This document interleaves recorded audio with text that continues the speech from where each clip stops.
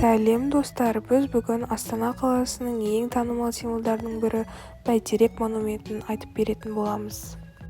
Астана Бәйтерек монументін салу идеясы Қазақстанның тұңғыш президенті Нұрсұлтан Назарбаев атамыздан шыққан. Оның құрылысы 1996 жылдан басталып 2002 жылы аяқталған.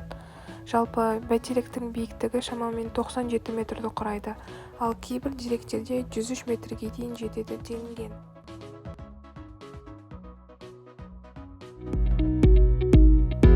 Бәйтеректің сыртқы пішіні қазақтың көне аңызымен байланысты, яғни ол аңызда самұрық құсы биік ағаштың басына өмір жұмыртқасын салады.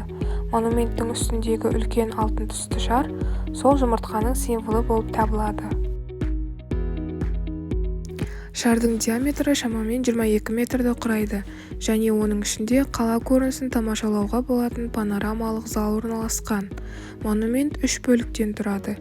Жерасты бөлігі, көрме немесе музей аймағы, ортасы биік болат тіректерден тұратын ағаш діңі, ал ең үсті алтын шар болып табылады. Келушілер ішкі лифт арқылы жоғары көтеріліп Астананың әсем көрінісін тамашалай алады.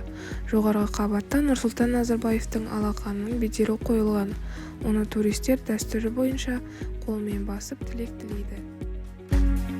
Бәйтеректің жоғарғы жағынан Астананың барлық көрікті жерлерін көруге болады, яғни жаңа заманауи үйлер, кең көшелер, саябақтар және көлдер. Сондықтан достар, Астанаға келіңіз, Бәйтерекке міндетті түрде көтеріліп қаланың керемет көрінісін өз көзіңізбен көріңіз.